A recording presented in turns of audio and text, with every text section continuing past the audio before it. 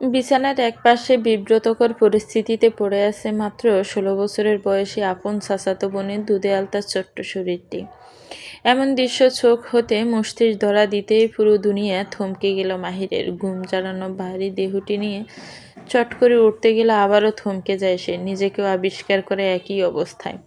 ২৮ বছরের প্রাপ্তবয়স্ক মাহিরের আর বুঝতে বাকি রইল না যে সে ঠিক কী করে ফেলেছে তার ছোট্ট রোজটার সাথে।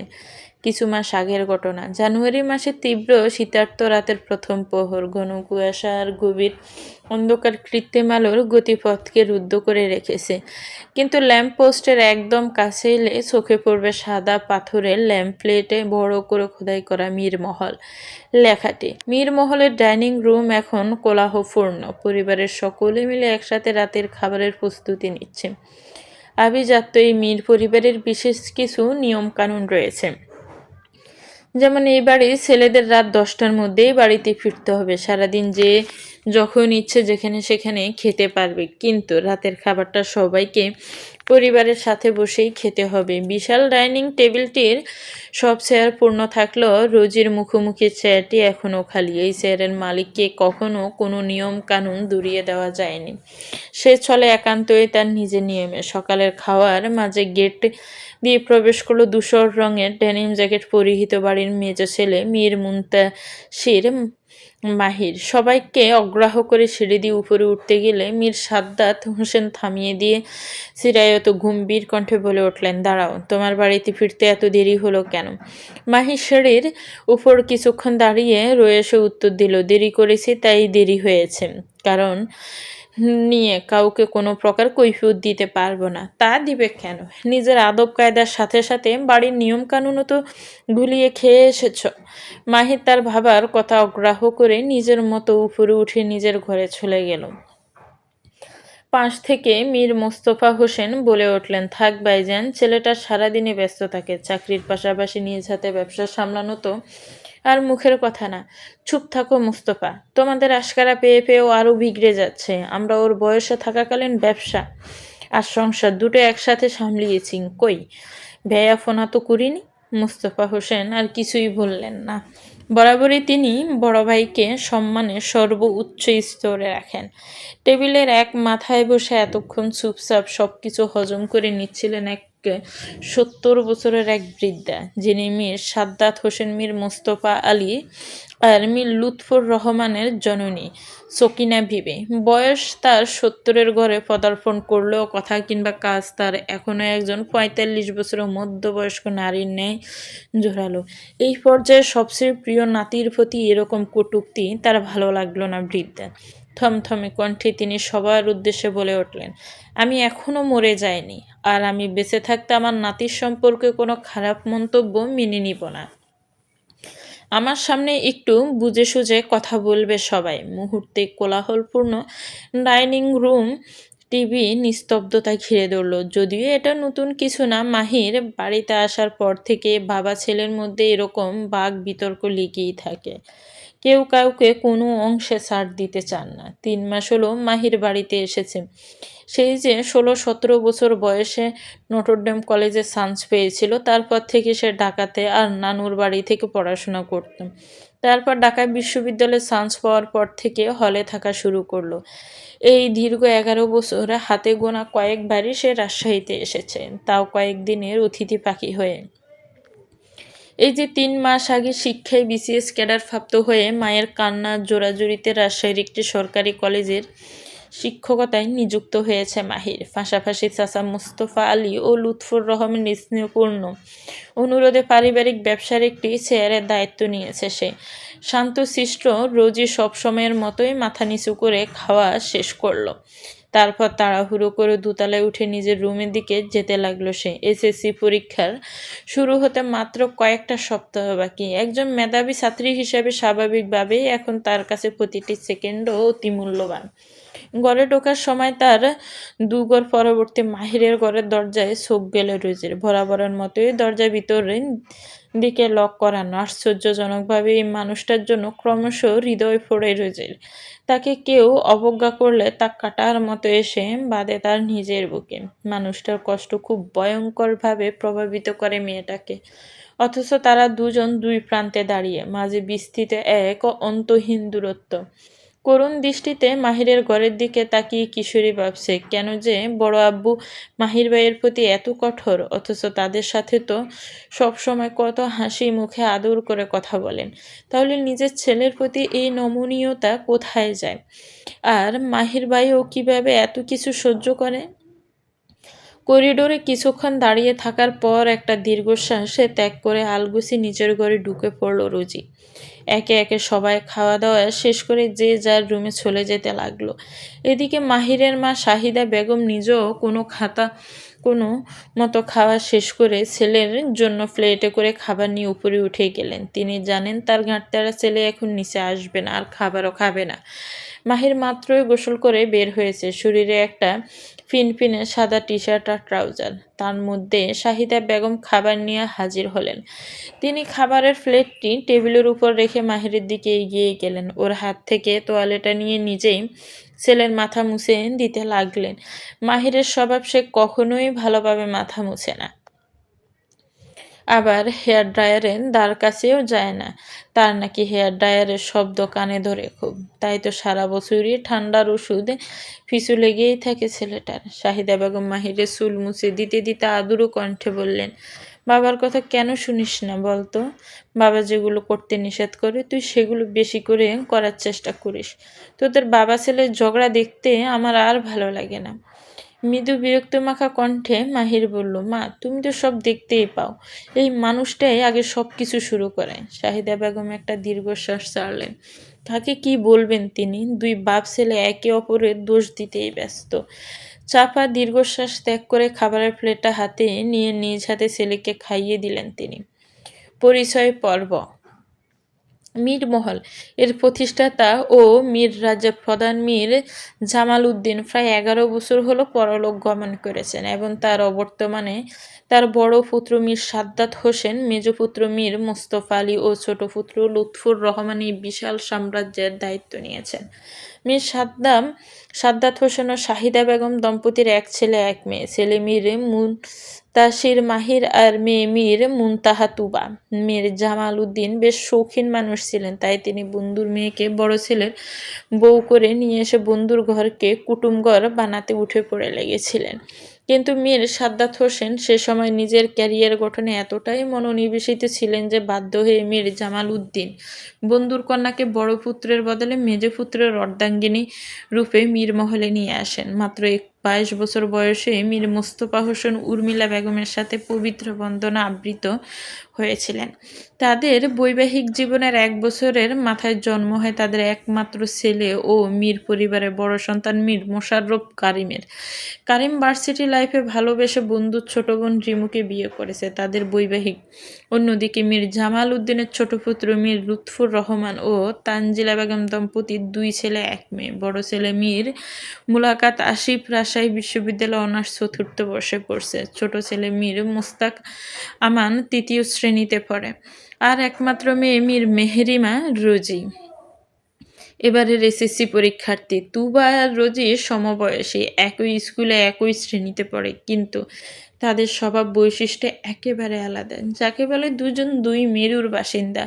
তারা দুজনে একই ক্লাসে পড়লেও একজন ক্লাসের ফার্স্ট গার্ল ও অন্যজনে ব্যাক বেঞ্চার। তুবা খুবই দুষ্ট এবং চঞ্চল প্রকৃতির মেয়ে। তার বয়স 16 হলেও সে 26 বছরের নারীর মতো আচরণ করতে চায়। অন্যদিকে রুজি ভীষণ শান্ত স্বভাবের মেয়ে আর খুবই পরিবর্তন।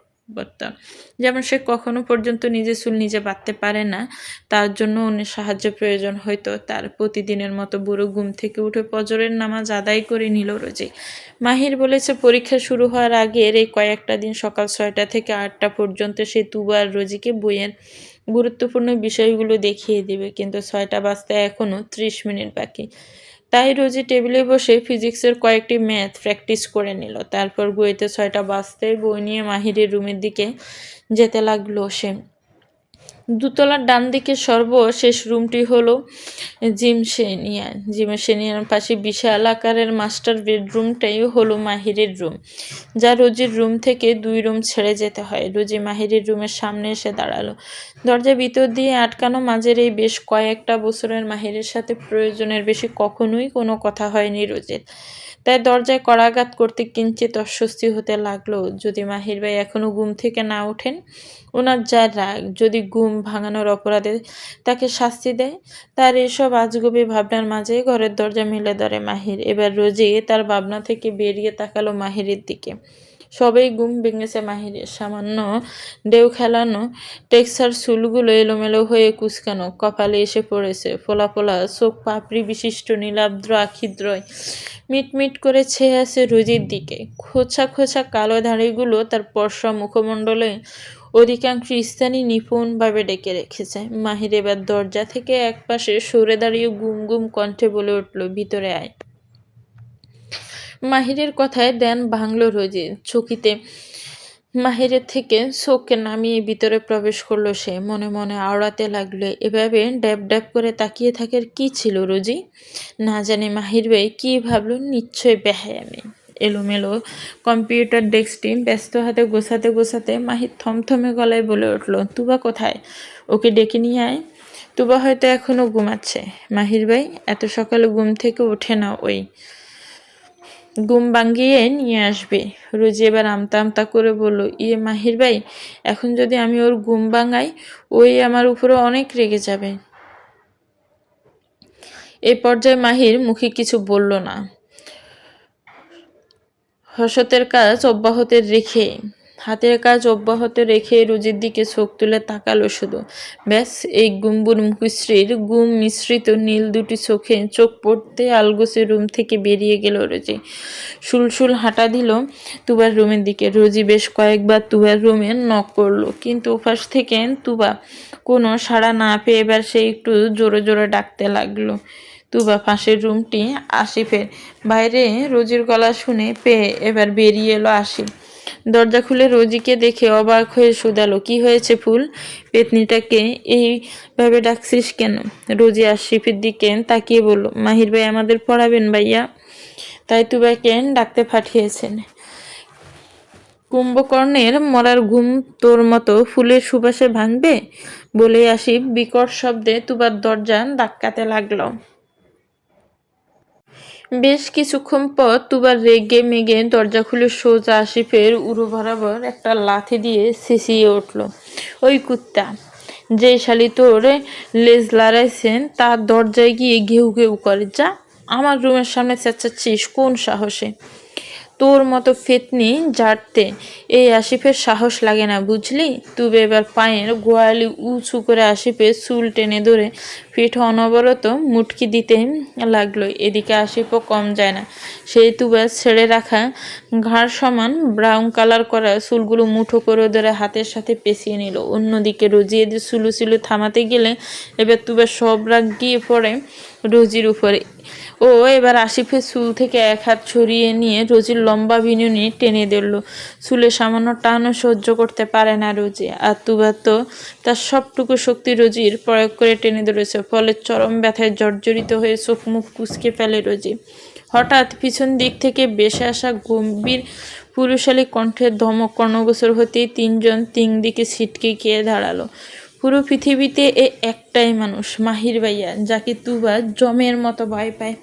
মাহিরকে এখানে দেখে তুবা মনে মনে আসিফকে পাষাণের মিথ্যাফন্দি আঁটতে থাকে, কিন্তু মাহির কোনো প্রকার কথা না বাড়িয়ে বরাবরের মতোই রাশবাড়ি কণ্ঠে তিনজনের উদ্দেশ্যে ফরমাশ জারি করে দিল, তুবা, 5 মিনিটের মধ্যে বই নিয়ে তোকে যেন আমার রুমে দেখি।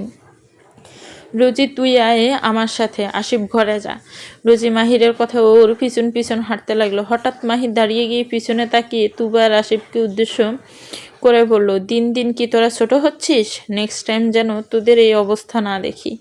ভালোভাবে কথা বলতে পারলে বলবি, না হলে একে অপরের থেকে দূরত্ব বজায় রেখে চলবি। দুবার রাগে কটমট দৃষ্টিতে আসিফের দিকে একবার তাকিয়ে তার মুখের উপর ঠাস করে দরজা বন্ধ করে দিল। আর আসিফ ঠোঁটের কোণে বাঁকা হাসি ঝুলিয়ে মাথা চুলকাতে চুলকাতে ডোন্ট কেয়ার ভাব নিয়ে স্থান ত্যাগ করলো। তুবা ঘরে এসে হাতের কাছে থাকা কয়েকটি প্রসাধনী কোটা মেঝেতে আসামের ওয়াশরুমে ঢুকে পড়লো ফ্রেশ হওয়ার জন্য। মাহিরের কম্পিউটার ডেস্কে বসে আছে রোজি, মুখের কাছে একটা খাতা নিয়ে, আর চোখে মাহিরের হাঁটা চলা লক্ষ্য করছে সে। 3/4 প্যান্ট পরার দরুন মাহিরের পায়ের নিচের অংশে পশ্চাতকের কালো কুচকুচে লোমগুলো রোজির সামনে দৃশ্যমান। এছাড়াও এই মুহূর্তে একটু ভালো করে তাকালে প্রাপ্তবয়স্ক মাহিরের আকর্ষণীয় পুরুষালী মোহনীয় রূপের অনেক কিছুই লক্ষ্য করা সম্ভব। তবে তার কোনো কিছুই ধরা দিচ্ছে না ষোড়শী রুচির কিশোরী দৃষ্টিতে। সে কেবল সরল চোখে তার মাহির ভাইয়ের গতিবিধি পর্যবেক্ষণ করছে নিপুণভাবে, সাথে কোনো এক গভীর ভাবনার মাঝে ডুবিয়ে রেখেছে নিজেকে। কিছু খেয়ে এসেছিস? মাহিরের প্রশ্নটি বিভোর ভাবনায় মশগুল রুজির কর্ণগোচর হলে সে আনমনেই বলে ওঠে, কি খেয়েছিস? এবার যেন মাহিরের প্রশ্নটা রুজির মস্তিষ্ক ধরা দিল। সে দ্রুত গতিতে সোজা হয়ে বসে বলে উঠল, সরি মাহির ভাই, অন্যমনস্ক হয়ে পড়েছিলাম। এত সকালে আমি কিছু খেতে পারি না। মাহির স্বাভাবিক ভঙ্গিতেই বলল, খালি পেটে পড়া মাথায় ঢুকবি কিভাবে? কয়েকদিন জোর করে খাবি, তাহলে দেখবি অভ্যাস হয়ে গিয়েছে। কথাগুলো বলতে বলতে ওয়ার্ড্রপ থেকে একটি কাঁচের কোটা বের করলো মাহির, যেখানে বিভিন্ন প্রকারের বাদাম একসাথে মিশিয়ে রাখা আছে। মাহির সেখান থেকে এক মুঠো বাদাম রোজির দিকে এগিয়ে দিয়ে বলল, প্রতিদিন সকালে খালি পেটে বাদাম খাবি। খালি পেটে বাদাম খাওয়ার অনেক উপকারিতা আছে। রুজি মনে মনে আওড়াতে লাগলো, তাহলে কি আপনার এত শক্তির রহস্য বাদাম মাহির ভাই? কিন্তু মুখে আস্তে করে বলল, ঠিক আছে।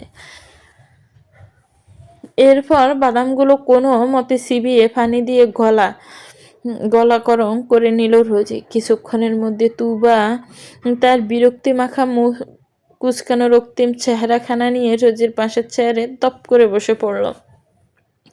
মাহির তাদের মুখোমুখি চেয়ারে বসা প্রথমে গণিত বই নিয়ে বসেছে। তুবা ও রুজি দুইজনে একই শ্রেণীতে একই বই পড়ছে, অথচ রুজি টেস্ট পেপার থেকে মাহিরের দেখিয়ে দেওয়া গুরুত্বপূর্ণ কিছু সৃজনশীল প্র্যাকটিস করছে, আর তুবা বীজগণিতিক সূত্র মুখস্থ করছে। আর মাহিরের একটি দমকে নাকের জল চোখের জল এক করে ফেলছে। এর মধ্যে টেবিলের উপর থাকা মাহিরের ফোনটি বেজে উঠল। রুজি আর চোখে ফোনের দিকে তাকালে স্ক্রিনে সেভ করে রাখা আসুন নামটি দেখতে পেল, যার পাশে একটি লাভ ইমোজি দেওয়া। মাহির আলগোছে ফোনটা হাতে নিয়ে কথা বলতে বলতে ছেড়ে বেলকুনিতে চলে গেল। সকালের নাস্তার পর্ব শেষ, যে যার মতো কাজ ব্যস্ত হাতে পড়েছে। বাড়ির সকল পুরুষ তাদের নিজস্ব ব্যবসায়িক অফিসে চলে গিয়েছে। অফিসের আসিফের ভার্সিটিতে পরীক্ষা চলছে, তাই সে আজকে সবার আগে বেরিয়েছে। মাহিরের কলেজের ক্লাস 10টা থেকে শুরু। রোজিদের পড়াতে গিয়ে আজকে তার রেডি হতে দেরি হয়ে গিয়েছে, তাই সে নাস্তা করে বের হয়নি। তবে শাহিদা বেগম জোর করে একটা বাটিতে দুটো স্যান্ডউইচ প্যাক করে দিয়ে বলেছেন ক্লাসের ফাঁকে খেয়ে নিতে। এতদিন ছেলে তার কাছে ছিল না, কোথায় কি খেয়েছে না খেয়েছে কে জানে। তবে এখন যখন ছেলে তার কাছে, তখন ছেলের খাওয়া দাওয়া নিয়ে তিনি এতটুকু অবহেলা করতেও নারাজ। দুপুরে কলেজ থেকে ফিরে মাহির বাসায় লাঞ্চ করে, তারপর কিছুক্ষণ বিশ্রাম নিয়ে আবার অফিসে চলে যায়। রোজি নাস্তা করে তার রুমে গিয়ে পড়তে বসেছে।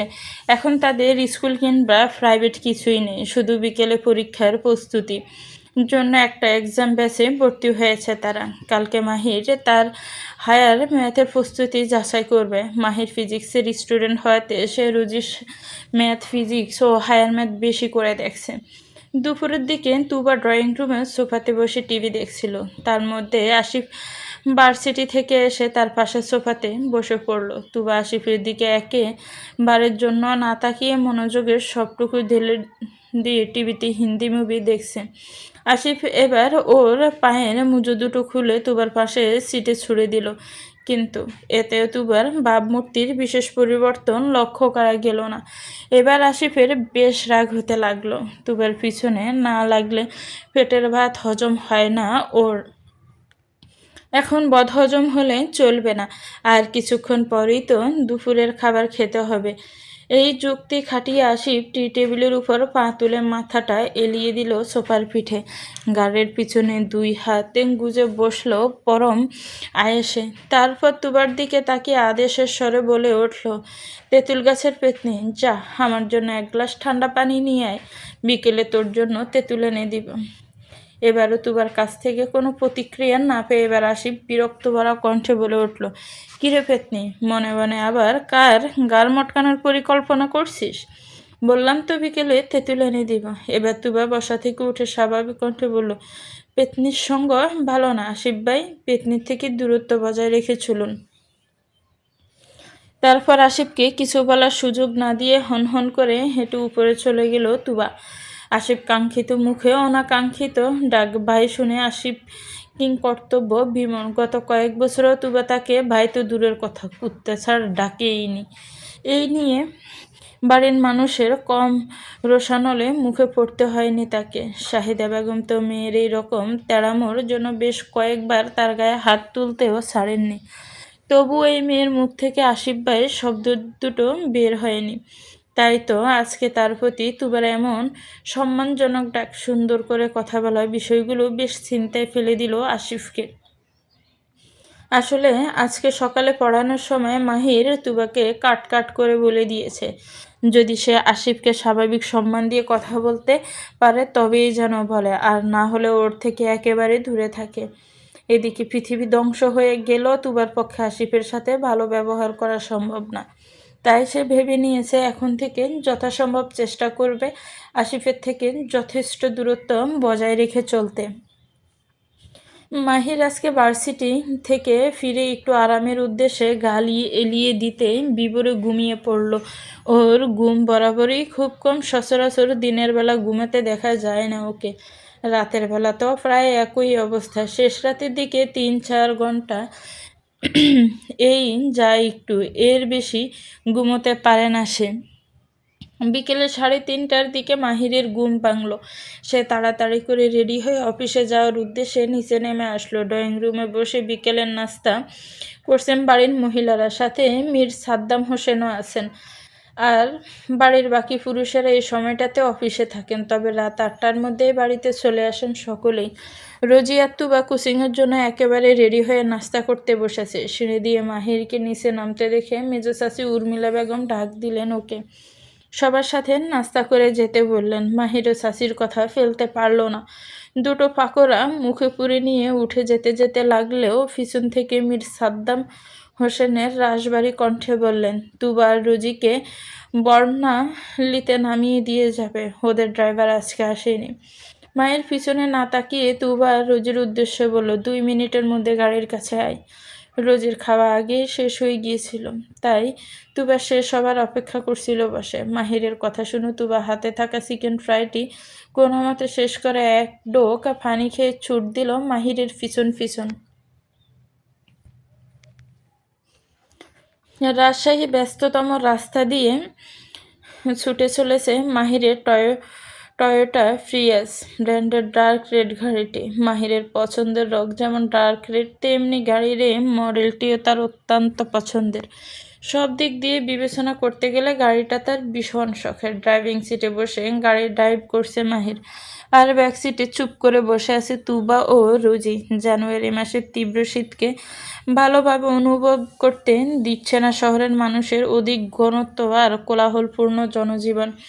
তুবা বুক কাট জিন্সের সাথে হুডি পরে কাঁধে সমান কালারিং চুলগুলো ছেড়ে রেখেছে, আর রোজির পরনে ঢোলা ডালায় একটি টপের ওপর মোটা ব্লেজার আর সাথে কার্গো প্যান্ট। কোমর পর্যন্ত চুলগুলো উঁচু করে জুটি বেঁধে দিয়েছে ভরা উর্মিলা বেগম। তবে তাদের দুজনের কারোর পরনে কোনো ওড়না কিংবা স্কার্ফ নেই। আসলে পরিবারে কেউই এই বিষয়টি কখনোই খেয়াল করেননি। আদরের সন্তান বলেই হয়তো পরিবারের সকলের চোখে তারা এখনও অনেক ছোট, কিন্তু সময় আর বাস্তবতা তো তাদের মতো মায়াভরা দৃষ্টিতে বিষয়টিকে দেখবে না। 16 বছর বয়সী কিশোরী কন্যাগুলোর দেহের গড়ন হয়তো একটা প্রাপ্তবয়স্ক যুবতীর মতো, তবে সদ্য বয়সন্ধিতে পা দেওয়া কিশোরী শরীরগুলো অনায়াসে একজন পুরুষের লোলুপ দৃষ্টি আকর্ষণ কাটতে সক্ষম। গুমট নিস্তব্ধতা কাটিয়ে মাহিরের কণ্ঠস্বর ভেসে এলো, তোদের এক্সাম শেষ হবে কখন? প্রত্যুত্তরে তুবা বলল, 6টায় ভাইয়া। আচ্ছা, আমি এসে নিয়ে যাব তোদের। ঠিক আছে ভাইয়া, আমরাও অপেক্ষা করব। পুনরায় গেরানো নিস্তব্ধতার মধ্যে রয়্যাল কোচিং সেন্টারের সামনে ব্রেক নেয় তাদের গাড়ি। মাহির গাড়ি থেকে নেমে ওদের নির্ধারিত এক্সাম কক্ষে পৌঁছে দিতে দোতলায় উঠতে লাগলো। সিঁড়ি দিয়ে ওঠার সময় পিছন থেকে মাহির ভাইয়ের সম্বোধন করা একটি পুরুষালী ডাক ভেসে এলো। ডাকটি শুনে দাঁড়িয়ে গিয়ে পিছনে ঘুরতে ভার্সিটির এক জুনিয়রের সাথে চোখাচোখি হয় ওর। ততক্ষণে ছেলেটি মাহিরের সামনে এসে দাঁড়িয়েছে। মাহির মুচকি হেসে বলল, আরে লিয়ান, কি খবর? তুমি এখানে? হ্যাঁ ভাই, রয়্যাল থেকে পাঠিয়েছে। এখন আমি এখানে ফিজিক্স ক্লাস নেই। ভালো তো। তা ঢাকা শহর ছেড়ে রাজশাহীতে দিনকাল কেমন কাটছে?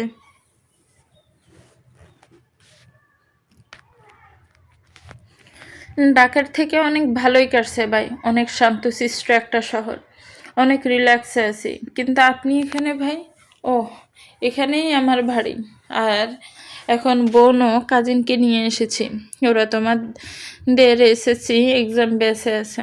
তারপর মাহির তুবা আর রোজিকে লিয়ানের সাথে পরিচয় করিয়ে দিল। রোজিকে দেখে লিয়ান বলল, এই মেয়েটা আপনার কাজিন? মাহির ভাই, ও তো প্রায়শই ফিজিক্সে হাইস্ট মার্ক ওঠায়। মাহির একটি সৌজন্যমূলক হাসি দিয়ে বলল, আচ্ছা, ওদের দিকে একটু লক্ষ্য রেখো। আর একদিন বাসায় এসে চা খেয়ে যেও। তারপর একে অপরের সাথে টুকটাক বাক্য বিনিময় শেষে মাহির তুবাদের রেজাল্ট শিট নিয়ে অফিসে চলে গেল। এদিকে তুবা পরীক্ষায় কি দিবে সে তো মাহিরের আতঙ্কে অস্থির। মাহির একবার তার 30+ মার্কসের রেজাল্ট শিট হাতে পেয়ে গেলেও স্বয়ং যমদূত আজকে তাকে রক্ষা করতে পারবে কিনা সন্দেহ। বছরের প্রথম মাস হওয়ার দরুন এখন 5টা 5:30টার দিকে সূর্যের আলো ধরণীর বুক থেকে বিদায় নেয়। তারপর নানা প্রকার কৃত্রিম আলোর সাহায্যে নতুন করে মেসেজ ওঠার চেষ্টা চালায় এই ধরনী। রোজিদের নিয়ে যাওয়ার জন্য 6টার দিকে ফের রয়্যাল কোচিং সেন্টারে এলো মাহির। ততক্ষণে ওদের পরীক্ষা শেষ হয়ে গিয়েছে। মাহির ওদেরকে বাড়িতে পৌঁছে না দিয়ে সরাসরি আড়ং শপে নিয়ে এলো। তারপর তাদেরকে শাল, ওড়না, স্কার্ফ আর কোটি পছন্দ করতে বলে এক সাইডে বসে পড়লো সে। অগত্যা রোজি আর তুবাও মাহিরের কথা মতো ঘুরে ঘুরে দেখতে লাগলো পুরো সব। কিছুক্ষণ মধ্যে তুবা আর রোজি কয়েকটা শাল, কয়েকটা ওড়না, হিজাব আর কয়েকটা কোটি পছন্দ করে ফিরে এলো মাহিরের কাছে। এবার মাহির তুবাকে ডোলা ডালা কিছু টপ আর ট্রাউজার পছন্দ করতে বলল। কেনাকাটা শেষ করে ওদেরকে নিয়ে কাছের একটা রেস্টুরেন্টে এলো মাহির।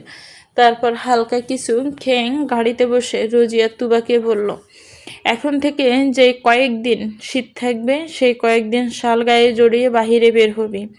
আর শীত চলে গেলেও ওড়না, স্কার্ফ বা কোটি পরে বের হবি। আর তুবা, তোকে যেন আর কখনো স্লিভলেস শার্ট প্যান্ট পরতে না দেখি। এখন থেকে সব সময় আজকের মতন ঢোলা ডালা জামা কাপড় পরবি, বুঝেছিস? অনিচ্ছা সত্ত্বেও উপর নিচ মাথা নাড়িয়ে হাঁ সম্মতি করলো তুবা। মাহির বলল, মুখে বাল। মেয়েটা এবার আস্তে করে বলল, বুঝেছি ভাইয়া। মাহির কথাগুলো বলার পর রোজির ভাবমূর্তি তেমন লক্ষণীয় ছিল না।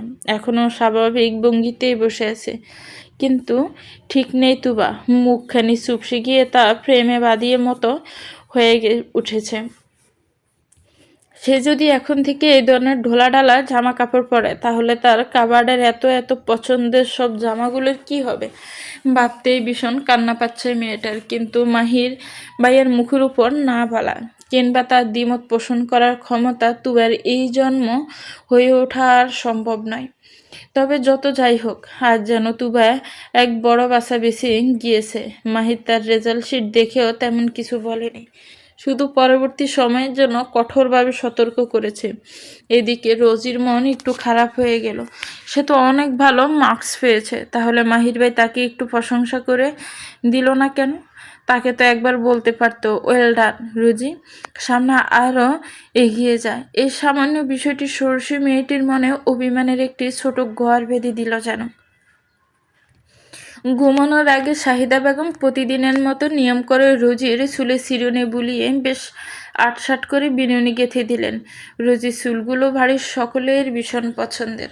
বলা বাহুল্য, তাদের দৌলতে আজকে বেখেয়ালি রোজির এই চোখ দাদানো কেশ গুচ্ছের সমাহার সৃষ্টি হয়েছে। মাহিরের মা শাহিদা বেগম এককালে বেশ কেশবতী ছিলেন, তবে বয়সের সাথে সাথে চুলের পরিমাণ ও সৌন্দর্য দুটিই জড়ে পড়েছে। তবে চুলের প্রতি তার অগাধ ভালোবাসায় এখনো মনে গেঁথে আছে। মেয়ে তুবার সাথে তিনি পেরে উঠবেন না।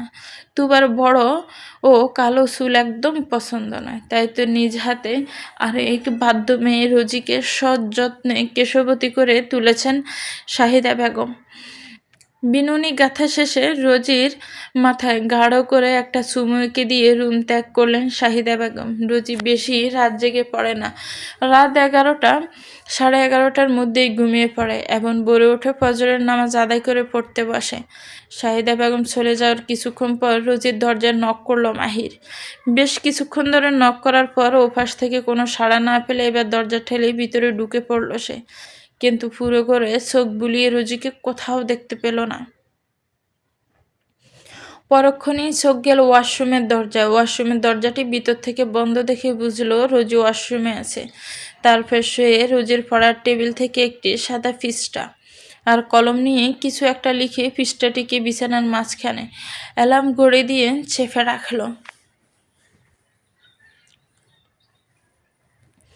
রোজি ওয়াশরুম থেকে ফ্রেশ হয়ে বেরিয়ে তোয়ালে দিয়ে মুখ মুছতে মুছতে বিছানার দিকে এগিয়ে গেল। বিছানায় বসতে যাবে এমন সময় মাহিরের রাখা কাগজটিতে চোখ পড়ল তার।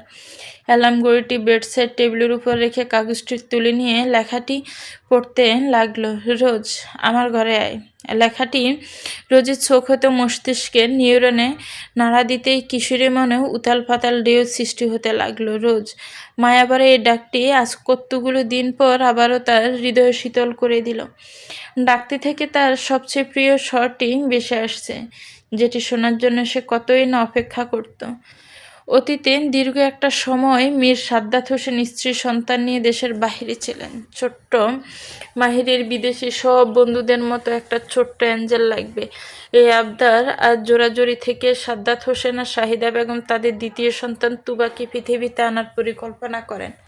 তবে তুবা মাহিরের কাঙ্ক্ষিত ইচ্ছাটি পূরণ করতে পারেনি। পাতালকুল থেকে মেয়েটা তার অস্থির চঞ্চলতার বদমেজাজি স্বভাবের অধিকারিণী। মাহির কোলে নিলে সে ব্যয় ব্যয় করে কেঁদে উঠত, আর ছোট ছোট আঙ্গুলগুলো দিয়ে মাহিরের মুখ চোখ আশ্রয় দিত। অন্যদিকে রোজি ছোটবেলা থেকেই ভীষণ শান্ত আদুরে ছিল। ফোলা ফোলা দুধে আলতা গাল দুটোতে সব সময় গোলাপের লাল আবা নিখুঁত শিল্পের ন্যায় ছাড়ানো থাকতো। রোজি যখন 4 মাসের কোলের শিশু, তখন মাহিরা পার্মানেন্টলি দেশে চলে আসে। সে সময় মাহিরের বয়স ছিল প্রায় 12 বছর আর তুবার বয়স মাত্র 6 মাস। এবার মাহি যেন সত্যি সত্যি তার রূপকথার অ্যাঞ্জেলটিকে পেয়ে যায়। 4 মাসের ছোট্ট রোজি মাহিরের কোলের উষ্ণতা পেলে ক্ষুধার কষ্ট ভুলে বসত। ছোট ছোট চোখ দুটো বড় বড় করে মাহিরের দিকে তাকিয়ে থাকতো অপলক। মাহির তখনও ভালোভাবে বাংলা পড়তে পারত না, তবুও সে যখন অর্ধেক বাংলা আর অর্ধেক ইংলিশে রোজির সাথে কথা বলতো, আর সেই তালে ছোট্ট দেহের রোজি হাত পা নাড়িয়ে খিলখিল করে হেসে উঠত, আর মাঝে মাঝে মুখ নাড়িয়ে অস্পষ্ট কিছু শব্দ করে মাহিরের সাথে তাল মিলাতে চাইতো। মাহির তার ফুলো ফুলো গোলাপি গালে চুমু খেলে মুহূর্তেই সেগুলো লাল গোলাপের পাপড়ির ন্যায় রক্তিম বর্ণ ধারণ করে নুইয়ে পড়তে চাইতো যেন। মাহির তখনও আপন বোন আর চাচাতো বোনের মধ্যেকার পার্থক্য বোঝে না, তাই তো তার শিশুসুলভ মনে তুবার জন্য বরাদ্দকৃত জায়গাটি এবার রোজির দখলে চলে যায়। এবার মাহিরের ছোট্ট অ্যাঞ্জেল হয়ে ওঠে রোজ। এক ঈদের সকাল রেড কালারের বারবি গাউন পরিহিত 6 বছরের বাচ্চা মেয়ে রোজি গোটা বাড়িতে ছুটতে ছুটতে ঈদের নামাজ শেষ করার অপেক্ষা করছে। ছোটবেলা থেকেই রোজির চুল বেশ বড়, ফিট অবধি চুলগুলোকে শাহিদা বেগম লাল রঙের তুলি দিয়ে দুদিকে দুটো জুটি বেঁধে দিয়েছে। সবার কাছ থেকে সালামি আদায় করে রোজি এবার মাহিরের কাছে এসে ঘুরে ঘুরে তার জামা দেখিয়ে বলল, মাহি ভাই, আমাকে কেমন লাগছে? সদ্য 18তে পা দেওয়া তরুণ মাহির হাসি মুখে তার রোজকে কোলে তুলে নিল, তারপর কপালে গাঢ় করে ঠোঁটর উষ্ণ পরশেকে দিয়ে বলল, আমার হোয়াইট রোজ। কে তো আজকে একেবারে রেড রোজের মতো লাগছে। তোমার পছন্দ হয়েছে মাহি ভাই? মাহি ভাইয়ের খুব পছন্দ হয়েছে প্রাণ, তাহলে এবার আমার সালামি দাও। এবার মাহির তার পাঞ্জাবির পকেট থেকে তাজা লাল গোলাপের দুটো হ্যান্ড গাজরা বের করে বলল, আমার রোজের সালামি, এই এতগুলো রোজ। এই উপহারের সাথে রোজি পরিচিত, একই সাথে ভীষণ প্রিয় উপহার এটি তার। মাহির মাঝে মধ্যেই বিভিন্ন রকমের ফুলের গাজরা নিয়ে এসে রোজি আর তুবাকে নিজের হাতে পরিয়ে দেয়। গাজরা দেখে খুশিতে রোজির চোখ দুটো জল জল করে ওঠে, ব্রু দুটো নেচে ওঠে আপন মনে। এক গাল হাসি সমেত রোজি তার ছোট ছোট গোলাপের পাপড়ির ন্যায় কোমল হাতে দুটি মাহিরের দিকে এগিয়ে ধরল। সব সময়ের মতো এবারও মাহির পরম যত্নে তার রোজের হাতে গাজরা দুটো পরিয়ে দিয়ে হাত দুটোর উল্টো পাশে সময় নিয়ে দুটো সুমু এঁকে দিল। রোজে গাজরা পরিহিত হাত দুটি এদিক ওদিকে ঘুরিয়ে ভালোভাবে দেখে নিল, তারপর দুই হাত দিয়ে মাহিরের গলা জড়িয়ে নিয়ে কোমল উষ্ঠে চুমুতে চুমুতে ভরিয়ে দিতে লাগলো মাহিরের সারা মুখ। আবেগ বলে এই স্মৃতিগুলো আজ বহু বছর পর মস্তিষ্কে হানা দিল। রোজির চোখ দুটো ছলছল করে ওঠে। স্বাভাবিকভাবে একটা মানুষের ক্ষেত্রে 6 বছর বয়সের স্মৃতিগুলো মনে রাখা খুব কষ্টকর, কিন্তু তীক্ষ্ণ স্মৃতিশক্তির অধিকারিণী রোজির চোখে এগুলো এখনও খুব জীবন্ত। তবে সেই ঈদের সকালের পর থেকে মাহিরের সাথে মনে রাখার মতো কোনো স্মৃতি তার মস্তিষ্কে ঠাঁই পায়নি।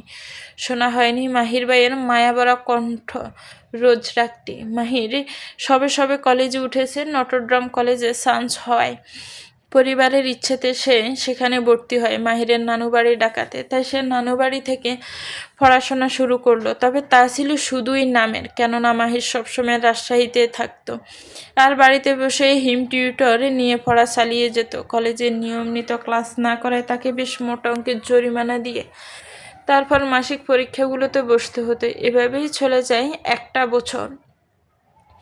তবে উল্লেখিত সেই ঈদের দিন বিকেলে বাবার সাথে কোনো এক বিষয়ে ঝামেলা করে সেই যে ডাকাতে চলে গেল, একেবারে ফিরল প্রায় 4 বছর পর, তাও কয়েকদিনের জন্য। তবে রোজি তখন আর তার বিশেষ রোজ ছিল না, ছিল অন্য সব সাধারণ চাচাতো বোনের মতোই জীবনের মূল্যহীন কেউ।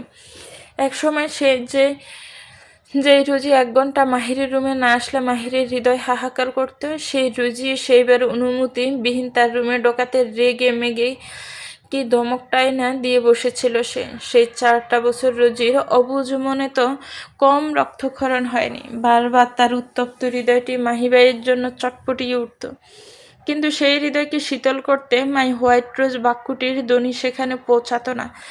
চোখের নোনা পানি গাল ভিজানোর আগে মাহিবাই তাকে কাঁধে করিয়ে পুরো বাড়ি ঘুরাতো না। মাহিবাইয়ের মাথা ব্যথা করলে তার কোলে উল্টো করে মাথা রেখে চোখ বুজে থাকতো না। আর রোজিও তার মাহিবাইয়ের কপালে শব্দ করে চুমুখে নরম কোমল হাত দুটো মাহিরের সিল্কি চুলের ভাঁজে চালনা করতে পারতো না। তবে 13 বছরের এক কিশোরীর মন যেন তার ছোট্ট ফুলের কষ্টগুলো অনুভব করতে পারত। তখন থেকে আসিফ সবসময় রোজির সাথে থাকতো, তাকে সময় দিত, আর এভাবে আসিফ রোজির খুব প্রিয় একজন হয়ে ওঠে। তবে শিশু মনে তার মাহিবাইয়ের জায়গাটি কখনো কেউ নিতে পারেনি। প্রতিদিন রাতে অবুঝ হৃদয়ে এই আশায় ঘুমাতো যে চোখ খুললে সে তার মাহিবাইয়ের দেখা পাবে। একদিন হলো তাই। স্কুল থেকে ফিরে রোজি শুনল তার মাহিবাই এসেছে। সঙ্গে সঙ্গে 10 বছরের বালিকা মেয়েটি ছুটে চলল তার মাহিবাইয়ের কাছে, কিন্তু শুধুমাত্র অনুমতিবিহীন রুমে প্রবেশ করার কারণে বহুল কাঙ্ক্ষিত কণ্ঠের অনাকাঙ্ক্ষিত দমক রোজির সমস্ত অস্তিত্বকে নাড়িয়ে দিয়েছিল সেদিন। যে মাহিবাই রোজির সাথে কখনো কড়া করে কথাও বলেনি, সেই মাহিবাইয়ের ঝাঁঝালো দমকে বালিকাটির সাথে সাথে ঠোঁট উল্টে কেঁদে দেয়।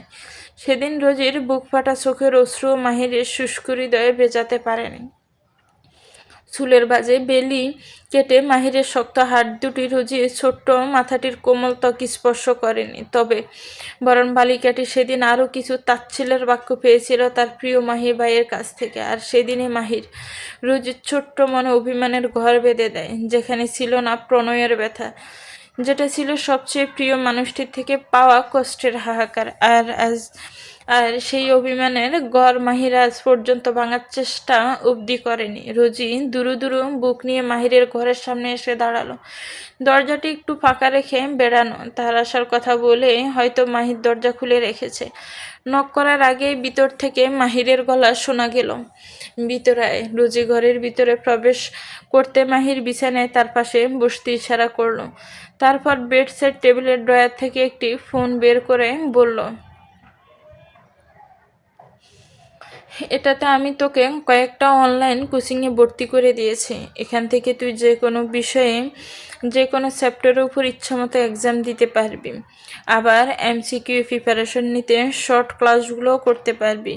মীর পরিবারের 18 বছর আগে কারো হাতে ফোন দেওয়া হয় না। ফোনের প্রয়োজন হলে বড়দের ফোন বা ল্যাপটপ ব্যবহার করতে পারবে। তবে রোজির এতদিন কোনো ফোন বা ল্যাপটপের কোনো প্রয়োজন পড়েনি, তাই এসব ডিভাইস ব্যবহার তার তেমন ভালো দক্ষতা নেই। মাহির রোজিকে সকল নিয়মকানুন ভালোভাবে বুঝিয়ে দিল। তারপর রোজির মাথায় হাত বুলিয়ে দিতে দিতে বলল, তোর রেজাল্ট শিট দেখেছি, অনেক ভালো করেছিস, তবে ভালোর কোনো শেষ নেই। তাই জীবনের কোনো ভালোকে সর্বোচ্চ মর্যাদা দেওয়া যাবে না, চেষ্টা করতে হবে তার চেয়েও ভালো কিছু করার। দোয়া করবেন মাহির ভাই, আমার দোয়া সবসময় তোদের সাথে থাকে। এখন শুধু তুবাকে নিয়ে যা চিন্তা। আচ্ছা তুই এখন যা, রুমে গিয়ে ঘুমিয়ে পড়, রাতে তাড়াতাড়ি ঘুমাবি।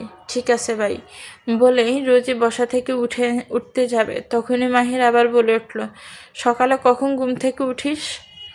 নির্দিষ্ট সময় নেই মাহির ভাই, তবে ফজরের আজানের সময় উঠা হয়। এখন তো 5টায় ফজর হয়, তাই সেই সময় ওঠার চেষ্টা করি। আচ্ছা, কালকে থেকে আমাকে ওই সময় ডেকে দিবি। আপনাকে নামাজের জন্য ডেকে দেবো মাহির ভাই? এখন তাড়াতাড়ি ঘুমিয়ে যা, না হলে সকালে উঠতে পারবি না। রোজি চলে যেতে মাহির বালিশের নিচ থেকে তার ফোনটি বের করে দেখে আশফিয়া নামে সেভ করা নাম্বারটি থেকে বেশ কয়েকবার কল এসেছে। মাহির আশফিয়াকে কল ব্যাক করে, সঙ্গে সঙ্গে ওপাশ থেকে আশফিয়া ফোন রিসিভ করে ব্যস্ত কণ্ঠে শুধায়, মাহির ঠিক আছে তুমি? ফোন তুলছিলে না কেন? ঠিক আছে, একটু ব্যস্ত ছিলাম। তোমাকে তখন খুব অসুস্থ দেখাচ্ছিল, ভিডিও কল করি প্লিজ? আচ্ছা আচ্ছা। মাহিরের সম্মতি পেয়ে আশফিয়া তৎক্ষণাৎ তাকে ভিডিও কল করলো। তোমাকে দেখতে সত্যিই অসুস্থ লাগছে মাহির, তুমি কি একবার বডি টেম্পারেচারটা চেক করে নাও? আচ্ছা পরে করিয়ে নিব। খেয়েছ? মিথ্যাটাও ভালোভাবে বলতে পারো না। তোমাকে কতবার বলেছি আমার আশে বসে থাকবে না। আমার প্রতি মুহূর্তের খবর সবসময় তো তোমাকে জানানো সম্ভব না, তাই না? এজন্যই তো বলছি চলো বিয়ে করে নেই। তোমার কাছে থাকলে তো আমার এত চিন্তা হবে না তোমাকে নিয়ে। আমাদের বিয়ের ব্যাপারে বাসায় কথা বলো প্লিজ। আর তা না হলে তুমি একবার সম্মতি দাও, আমার পরিবারই প্রস্তাব নিয়ে যাবে তোমাদের বাসায়। তোমাকে আগেও বলেছি এখন এসব ব্যাপারে এখন বিয়ে নিয়ে কিছু ভাবছি না আমি। আর কত অপেক্ষা করাবে আমাকে মাহির? 11টা বছর কি কম ছিল? আচ্ছা অনেক রাত হয়েছে, তাড়াতাড়ি খাওয়া দাওয়া করে ঘুমিয়ে পড়ো। আশফিয়া ছলছল চোখে মাহিরের দিকে তাকিয়ে ভাঙা কণ্ঠে বলল, ভালোবাসি মাহির, তোমাকে অনেক অনেক ভালোবাসি। তবে এইবার থেকে সব সময়ের মতোই কাঙ্ক্ষিত উত্তরটি আজও এলো না।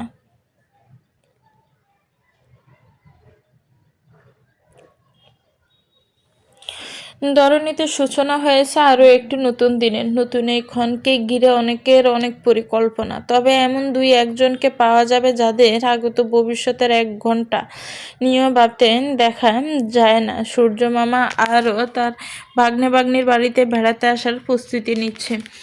আর আসার আগাম বার্তা হিসেবে মাইকে ধ্বনিত হচ্ছে ফজরের আজান। বেডসাইড টেবিলের উপরে অবহেলায় পড়ে থাকা অ্যালার্ম ঘড়িটি বিগত 1 বছর ধরে রোজের ঘুম ভাঙানোর দায়িত্ব থেকে অবসর নিয়েছে। এখন এই দায়িত্বটা এসে পড়েছে মীর মহলের পাশে উপস্থিত মীর জামে মসজিদের নামাজের ঘড়িটির উপর। ঘড়িটির কাঁটা তার কাঙ্ক্ষিত ঘরে পৌঁছালে চারিদিকে ধ্বনিত হতে থাকা আল্লাহর আহ্বান।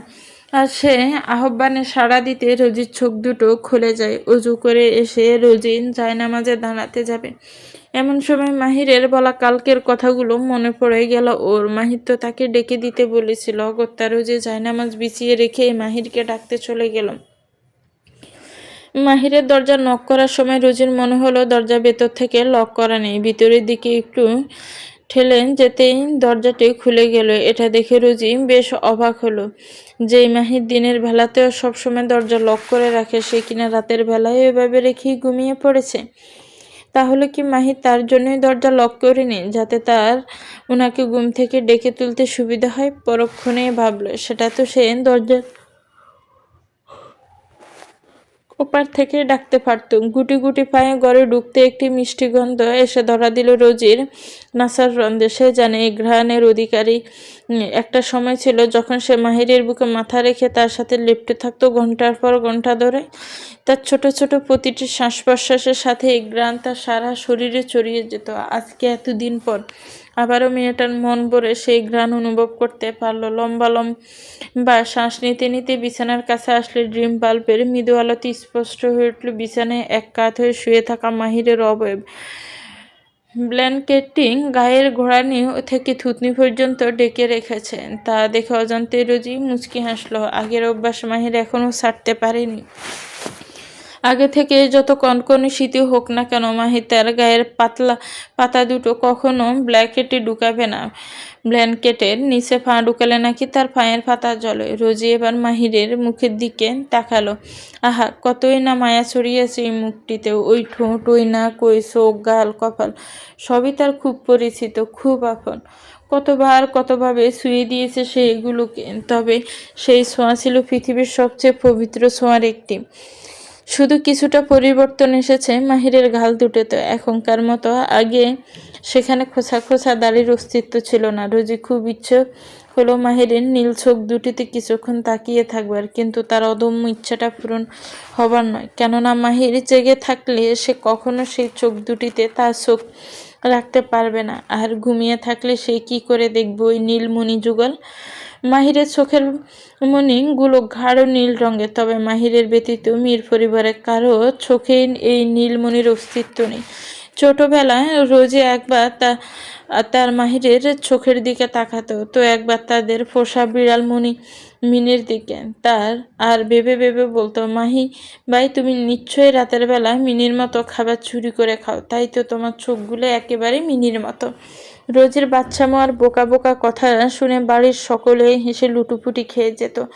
নিপুণ চোখে মাহিরকে খুঁটিয়ে খুঁটিয়ে দেখার মাঝে রোজের অবাধ্য মনে নানান রঙের ইচ্ছে প্রজাতিরা উড়াই করতে পারতে আরম্ভ করলো যেন। যেমন এই মুহূর্তে মন তার খুব করে চাইছে মাহিরকে একটুখানি ছুঁয়ে দিতে। আবার ভয়ও হচ্ছে মাহির ভাই যদি জেগে যায়, গেলে যাবে।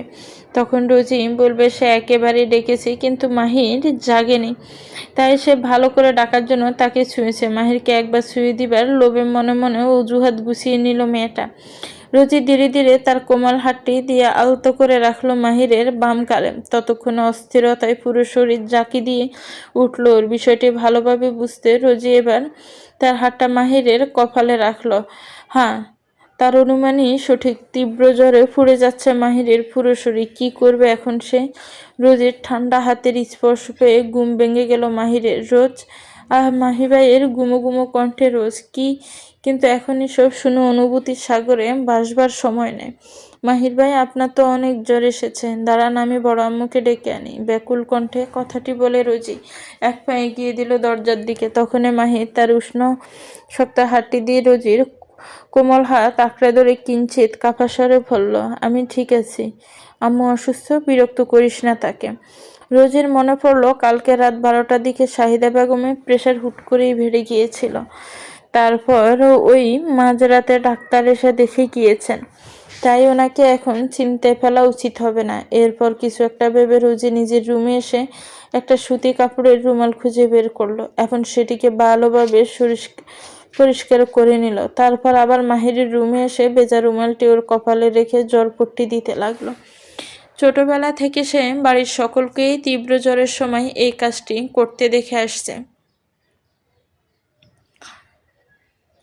জলপট্টি দিতে দিতে নামাজের কথা মনে পড়ে গেল রোজির। সময়ে বেশি নেই, কিছুক্ষণের মধ্যে সূর্যোদয় শুরু হয়ে যাবে। তাই সে বাথরুম থেকে রুমালটা ধুয়ে নিয়ে পুনরায় মাহিরের কপালে রেখে মাহিরের ঘরে নামাজ আদায় করতে লাগলো। আর সেই সুযোগে মাহির মন ভরে দেখলো নামাজরত অবস্থায় তার ছোট্ট রোজকে। নামাজ শেষে রোজই তার মাহির ভাইয়ের সুস্থতা কামনা করে আল্লাহর নিকট হাত পেতে দিল। এখন মাহিরকে হালকা হলেও কিছু খেয়ে তারপর জ্বরের ওষুধ খেতে হবে। রোজি নামাজ শেষ করে নিচে গেল। 7টার আগে এই বাড়ির কেউই তাদের নিজ নিজ রুম থেকে বের হয় না। কাজের বুয়ারা আগে থেকে সব কাজ এগিয়ে রাখে। পরে বাড়ির কর্ত্রীরা নিজে উঠে হাতে নাস্তা তৈরি করেন। বাড়ির সকল রান্নাবান্না 3 যা একসাথে করেন। সাথে বাড়ির বড় ছেলের বউ রিমুও তাদের সাহায্য করে থাকে। মাহিরের বাবা চাচাদের মা চাচিদের মধ্যেও খুব ভালো ভাব রয়েছে। তা না হলে এই যুগে এসো এইরকম বিশাল যৌথ পরিবার কয়টাই বা দেখা যায়। রোজি রান্নাঘরে এসে দেখলো বুয়ারা এক একজন এক এক কাজ নিয়ে ব্যস্ত। রোজিকে এত সকালে রান্নাঘরে দেখে একজন বুয়া বলল, কি হয়েছে আপামনি, কিছু লাগবে আপনার? আপু, আমাকে স্যুপ বানাতে সাহায্য করতে পারবে? হ্যাঁ আপামনি, কেন পামু না? আমারও কন কি করবার হইব? রোজি প্রথমবারের মতো কিছু রান্না করতে যাচ্ছে। সে অনেকবার তার মা চাষিকে স্যুপ রান্না করতে দেখেছে। এছাড়াও এই রান্নার চেয়ে সহজ রান্নাই পৃথিবীতে আর দুটো নেই। বুয়া রোজিকে কর্ন স্যুপ বের করে দিয়ে গ্যাস চালু করে দিল। আর রোজি পানির সাথে রেডি স্যুপ মিশিয়ে কিছুক্ষণ চুলা ঝাল করে নিল। তারপর স্যুপ ভালোভাবে ফুটা হয়ে গেলে এবার একটি বাটিতে ঢেলে তার উপর সামান্য স্যুপ পাউডার ছিটিয়ে দিল। রোজি রুমে এসে দেখে মাহির ওয়াশরুম থেকে বের হচ্ছে। মাহির ভাই, স্যুপ এনেছি। স্যুপের বাটিটা টেবিলের উপর রাখতে রাখতে বলল মেয়েটা, আমি এখন কিছু খাবো না। মাহিরের নির্লিপ্ত জবাব, আপনাকে ওষুধ খেতে হবে মাহির ভাই, খালি পেটে তো ওষুধ খেতে পারবেন না। মাহির কিছু না বলে হাতের তোয়ালেটা রেখে বিছানার উপর আতশোয়া হয়ে চোখ দুটো বন্ধ করে নিল। শরীর একদম কুলাচ্ছে না তার। মাহিরের অভিব্যক্তি লক্ষ্য করে রোজি টেবিল থেকে বাটিটা উঠে নিয়ে বিছানার কাছে গেল। ধীর কণ্ঠে বলল, আমি নিচে বানিয়েছি মাহির ভাই, একটু খান, না হলে ওষুধ খেতে পারবেন না।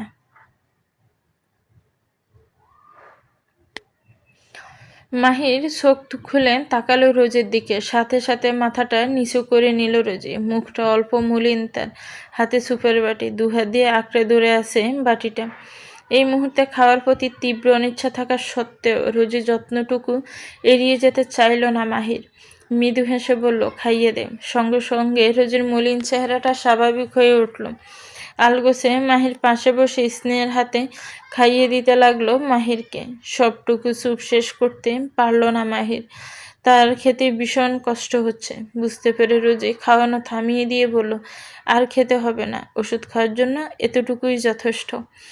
এবার রোজি থার্মোমিটার দিয়ে মাহিরের জ্বর মেপে সে অনুযায়ী ওষুধ খাইয়ে দিল। তারপর ওকে বিছানায় শুয়ে দিয়ে ডাবল ব্ল্যান্ড কেটে মুড়িয়ে দিল জ্বরের শরীরটা। এরপর মাহিরের অনুমতি নিয়ে মাথার কাছে বসে মাথায় সযত্নে হাত বুলিয়ে দিতে লাগলো রোজি। এদিকে মাহিরের চোখের কোণ বেয়ে গড়িয়ে পড়া এক ফোঁটা অশ্রু জল ষোড়শী কন্যাটি চোখ এড়িয়ে তা বালিশের সাদা তোষক করে নিল, শোষণ করে নিল। সেই অশ্রুকণা রোজির দৃষ্টিগোচর হলে মাহিরের রোজ ঠিকই বিচলিত কণ্ঠে জিজ্ঞেস করতো, আপনি কাঁদছেন কেন মাহির ভাই? আপনার খুব কষ্ট হচ্ছে? কোথায় কষ্ট হচ্ছে বলুন আমাকে। কাঁদবেন না মাহির ভাই, আপনার চোখের এক ফোঁটা অশ্রু আমার সহ্য হয় না। মাহির পুরোটা সময় ধরে রোজিকে যত দেখছিল ততই যেন তার আশ্চর্য আর মুগ্ধতার পাহাড় আকাশ ছুঁয়ে যাচ্ছিল।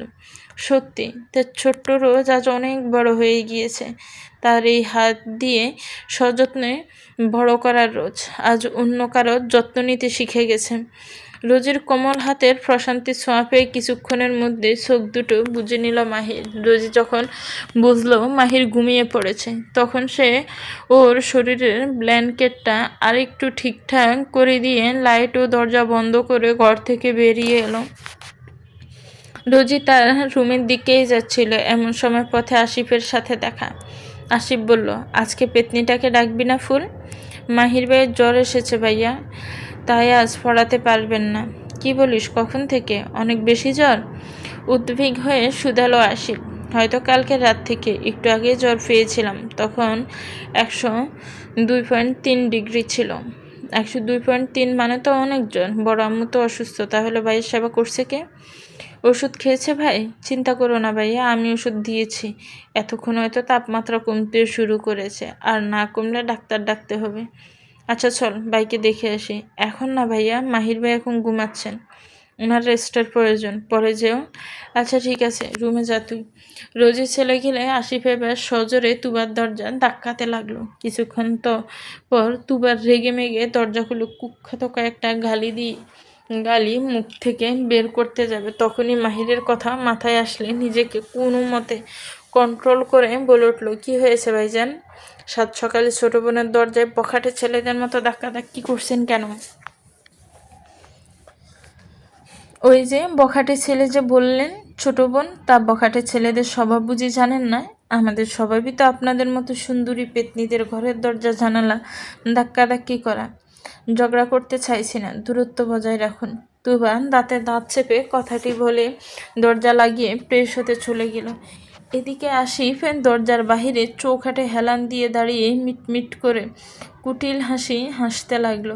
কিছুক্ষণ পর তুবা বই নিয়ে বাইরে আসতে আসিফ বলে উঠল, শোন বান্দরমুখী, আসছিলাম তোর উপকার করতে।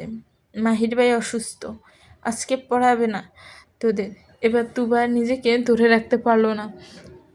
মাহির ভাইয়া পড়াবে না এটা জানার পরও তার স্বাদের গুম নষ্ট করার ক্ষোভে আসিফের বাহুতে এলোপাতারি ঘুষি দিতে দিতে বহু কষ্টে চেপে রাখা কাঙ্ক্ষিত শব্দগুলোর ব্যবহার এবার শুরু করে দিল তুবার আসল রূপ বের করতে পেরেছে বলে আসিফ নিজেকে নিজেই বাহাবা দিচ্ছে। এদিকে দুটানার এই নিষ্ঠুর পৃথিবীতে আসছি কতগুলো দিন পর একজন মানব এক আকাশ সমান প্রশান্তি নিয়ে ঘুমালো, তা গণনা করা দুষ্কর।